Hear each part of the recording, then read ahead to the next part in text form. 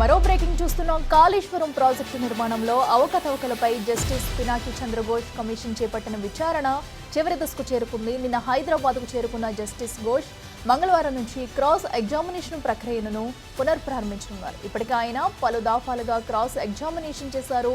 ఇదే చివరి విడత కావచ్చని అధికార వర్గాలు చెబుతున్నాయి. గతంలో నిర్వహించిన క్రాస్ ఎగ్జామినేషన్ కు హాజరు కాలేకపోయిన ఆర్థిక శాఖ ప్రత్యేక ప్రధాన కార్యదర్శి కె రామకృష్ణారావును ఈసారి కమిషన్ ప్రశ్నించనుంది. దీంతో అధికారుల విచారణ పూర్తవుతుంది.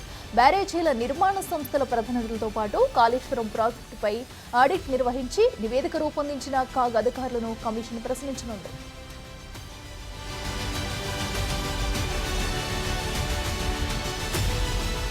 చివరిలో మాజీ సీఎం కేసీఆర్, మాజీ మంత్రి హరీష్ రావు, నాటి ఆర్థిక మంత్రి ఈటెల రాజేందర్ ను క్రాస్ ఎగ్జామినేషన్ కోసం పిలువనున్నట్లు తెలుస్తుంది. ఇవాళ వీరికి సమన్లు జారీ చేసే అవకాశం ఉంది.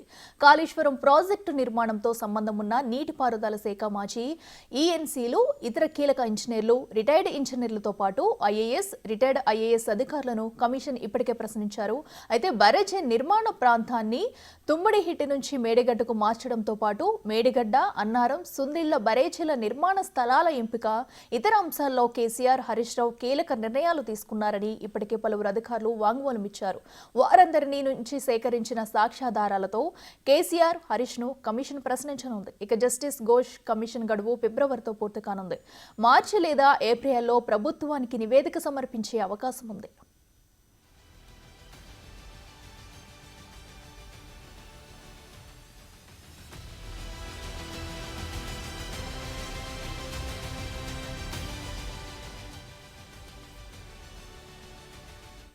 ఇదే అంశానికి సంబంధించి మరింత సమాచారం మా ప్రతినిధి వెంకట్ లైవ్లో అందిస్తారు. వెంకట్, చెప్పండి, మరి కాళేశ్వరం బ్యారేజీ అవకతవకలకు సంబంధించి కూడా విచారణ అయితే వేగవంతం అవుతుంది. మరి తుది దశకు చేరుకున్నట్టు కూడా తెలుస్తుంది. మరి ఈ నేపథ్యంలో ఈరోజు ఎవరిని విచారించే అవకాశం ఉంది? డీటెయిల్స్ ఏంటి?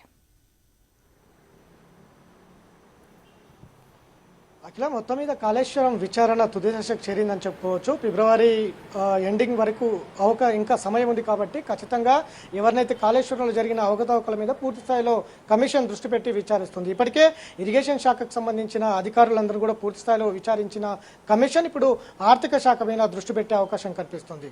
ప్రధానంగా కాళేశ్వరం ప్రాజెక్టు 2016 నుంచి 2019 వరకు ఈ 3 సంవత్సరాల కాలంలో ప్రాజెక్టు నిర్మాణం కావచ్చు, అట్లనే దానికి సంబంధించిన నిధులు కావచ్చు, కార్పొరేషన్ ఏర్పాటు కావచ్చు, ఇట్లాంటి అంశాలన్నీ కూడా ఆర్థిక శాఖ కీలకంగా వ్యవహరించింది. కాబట్టి మొత్తం కూడా ఈ కాళేశ్వరం నిర్మాణంలో ఆర్థిక శాఖదే కీలకం కాబట్టి ఆర్థిక శాఖ పైన అట్లనే అకౌంట్స్ లావాదేవీలపైన పూర్తి స్థాయిలో దృష్టి పెట్టి విచారణకు ముందుకు వెళ్తున్నటువంటి నేపథ్యం అయితే స్పష్టంగా కనిపిస్తూ ఉంది. ఖచ్చితంగా ఏదైతే ఇరిగేషన్ శాఖ అధికారులు కావచ్చు, ఇటు ఆర్థిక శాఖ అధికారులు ఇచ్చినటువంటి ఏవైతే ఆధారాలు ఉన్నాయో సమాచారం ప్రకారమే ఇటు ఐఏఎస్ అధికారులు ఏవైతే చీఫ్ సెక్రటరీగా పనిచేసినటువంటి ఈ 2 శాఖలకు, ఇటు ఆర్థిక శాఖ కావచ్చు, ఇటు ఇరిగేషన్ శాఖకు సంబంధించిన చీఫ్ సెక్రటరీలు ఎవరైతే ఉన్నారో ఇప్పటికే దాదాపు 7 మంది చీఫ్ సెక్రటరీలను విచారించింది. ఇటు ఇరిగేషన్ శాఖకు సంబంధించి మొత్తం కూడా ఎస్కే జోషి, రజత్ కుమార్, స్మితా సబర్వాల్, అట్లనే సోమేష్ కుమార్ లాంటి సెక్రటరీలను విచారించి ఉంది. ఇప్పటికే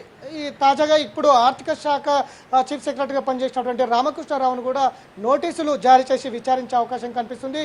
ఇవాళ లేదా రేపు రామకృష్ణారావు విచారణకు వచ్చే అవకాశాలు అయితే స్పష్టంగా కనిపిస్తూ ఉన్నాయి.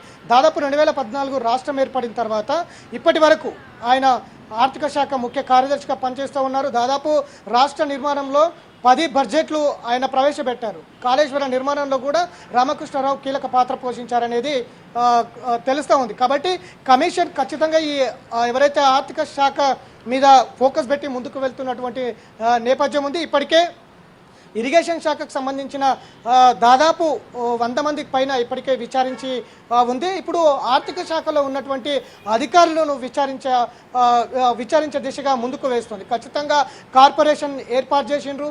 కాళేశ్వరం నిర్మాణానికి, కార్పొరేషన్ ఏర్పాటుకు దానికి సంబంధించిన విధి విధానాలు ఏంటి, దానికి నిధులు ఏ విధంగా సేకరించారు, 80,000 కోట్ల రూపాయలు ఏ బ్యాంకులు నిధులు సేకరించారనే దాని మీద స్పష్టంగా ముందుకు వెళ్లే అవకాశం కనిపిస్తుంది. అట్లనే కాళేశ్వరం కార్పొరేషన్ కింద ఇటు మహబూబ్ నగర్ అంటే పాలమూరు రంగారెడ్డి ఎత్తిపోతల పథకానికి కూడా నిధులు సేకరించారు. ఏ విధంగా సేకరించారు, ఎందుకోసం సేకరించారు, ఏర్పాటు చేసింది కాళేశ్వరం కార్పొరేషన్ కాళేశ్వరం నిర్మాణం కోసం ఏర్పాటు చేసిండ్రు. కానీ ఇటు పాలమూరు రంగారెడ్డికి కూడా అదే కార్పొరేషన్ కింద నిధులు తీసుకొచ్చినటువంటి నేపథ్యం ఉంది. మొత్తం కూడా ఇదంతా కూడా ఆర్థిక శాఖకు సంబంధించిన అంశాలు కాబట్టి కాళేశ్వరం నిర్మాణం ఫెయిల్యూర్ అవ్వడానికి, కృంగుబాటు కావడానికి ఈ నిధులు ఎక్కడి నుంచి సేకరించారు, ఏ సంస్థలకు ఎంతెంత మొత్తంలో ఇచ్చారు, ఒకవేళ ఇచ్చినటువంటి మొత్తానికి సంబంధించి పనులు కూడా నాణ్యంగా జరిగాయా అనే దాని మీద పూర్తి స్థాయిలో ఫోకస్ పెట్టే అవకాశం కనిపిస్తుంది. అందుకు సంబంధించిన అంశాలన్నీ కూడా రామకృష్ణరావుతో సేకరించే అవకాశం కనిపిస్తుంది. ఇక దీనికి సంబంధించి ఈ రెండు ఇరిగేషన్ శాఖ కావచ్చు, ఆర్థిక శాఖ కావచ్చు, అధికారులంతా కంప్లీట్ అయిన తర్వాత ఇటు కాగ్ నివేదిక ఇచ్చారు కాబట్టి కాగ్ అధికారులను కూడా విచారించే అవకాశం కనిపిస్తుంది. అట్లనే ఏజెన్సీ సంస్థలు కాళేశ్వరం ప్రాజెక్టులో ప్రధాన పాత్ర పోషించినటువంటి ఏజెన్సీ సంస్థలు కూడా పిలుస్తోంది. వారి నుంచి కూడా పూర్తి స్థాయిలో డేటా సేకరించే అవకాశం కనిపిస్తుంది. ఎందుకు బ్యారేజీలు కుంగిపోవాల్సి వచ్చింది, పూర్తి స్థాయిలో విఫలం అవడానికి కారణం ఏంటి, ఎందుకు తుమ్మిడిహెట్టి దగ్గర కట్టాల్సిన ప్రాజెక్టు మేడిగడ్డకి ఎందుకు తీసుకొచ్చారు, మేడిగడ్డ కింద ఉన్నటువంటి అన్నారం సుందిల్లా ప్రాజెక్టులు ఎందుకు లీకేజీలు అవుతున్నాయనే దాని మీద పూర్తి స్థాయిలో డేటా సేకరించే అవకాశం కనిపిస్తుంది. ఈ అంశాలన్నీ పూర్తి అయిన తర్వాత ఇటు ఇరిగేషన్ కావచ్చు, ఆర్థిక శాఖకు సంబంధించిన అంశాలు పూర్తయిన తర్వాత కాగ్ అధికారులను అట్లనే ఏజెన్సీ అధికారులను పిలిచిన తర్వాత ఇటు మరోసారి మురళీధర్ రావు, ఇరిగేషన్ శాఖకు సంబంధించిన ఈఎన్సీ మురళీధర్ రావు, నల్ల వెంకటేశ్వర్లు వీరిని కూడా మరొకసారి పిలిచి పూర్తి స్థాయిలో డేటా సేకరించే అవకాశం కనిపిస్తుంది. ఆ తర్వాత పొలిటికల్ ఎంట్రీ ఇచ్చే అవకాశం కనిపిస్తుంది. గత బీఆర్ఎస్ సహాయంలో పనిచేసినటువంటి ఆర్థిక శాఖ మినిస్టర్గా ఈటల రాజేందర్ పనిచేసిండ్రు, అట్లనే ఇరిగేషన్ మినిస్టర్గా ఇటు హరీష్ రావు పనిచేశారు. ఈ ఇద్దరిని కూడా ఇద్దరికి కూడా నోటీసులు జారీ చేస్తుందా, లేదంటే ఇప్పటి వరకు ఇచ్చినటువంటి అధికారుల సమాచారం మేరకు నేరుగా బహిరంగ విచారణకు పిలుస్తుందా, లేదంటే సమన్లు జారీ చేసి వివరణ కోరుతుందా, వివరణ కోరిన తర్వాత ఆ వివరణ అఫిడవిట్ల రూపంలో తీసుకున్న తర్వాత బహిరంగ విచారణకి రమ్మంటుందా అనేది కొంత తెలియాల్సి ఉంది. ఎందుకంటే ఇప్పటి వరకు మొత్తం కూడా వివరణ తీసుకున్నది అధికారులతోటి, వివరణ తీసుకున్న తర్వాత వాటిని అఫిడవిట్ల రూపంలో ఇవ్వమని కోరింది. అఫిడవిట్ల రూపంలో ఇచ్చిన తర్వాత అఫిడవిట్లో ఇచ్చిన ఆధారాల ప్రకారంగానే ఇప్పటిదాకా అధికారులను విచారించింది.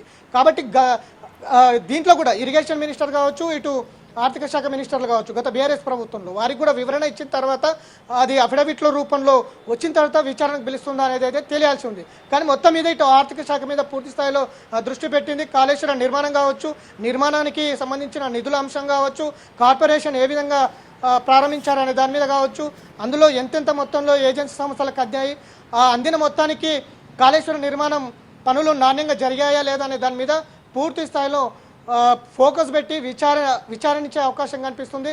ఇప్పటికే ఇరిగేషన్ శాఖకు సంబంధించిన డేటా పూర్తి స్థాయిలో సేకరించి ఉంది కాబట్టి ఇటు ఆర్థిక శాఖనే మిగిలి ఉంది కాబట్టి ఆర్థిక శాఖకు సంబంధించిన డేటా కూడా సేకరించే అవకాశం కనిపిస్తుంది. మొత్తం 7 ఐఏఎస్ అధికారుల్లో ఇప్పటి వరకు దాదాపు 6 మంది అధికారుల విచారణ అయిపోయింది. కేవలం ఇటు రామకృష్ణరావు మాత్రమే మిగిలి ఉన్నారు కాబట్టి రామకృష్ణరావు విచారణ కూడా తీసుకున్న తర్వాత, ఎందుకంటే పూర్తి స్థాయిలో ఈ డేటా అంతా సేకరించిన తర్వాత పొలిటికల్ ఎంట్రీ ఇచ్చే అవకాశం కనిపిస్తుంది. ఖచ్చితంగా ఈ నెల చివరి వారం కావచ్చు, వచ్చే నెల మొదటి వారం కావచ్చు, ఖచ్చితంగా పొలిటికల్ ఎంట్రీ ఇచ్చే అవకాశం కనిపిస్తుంది.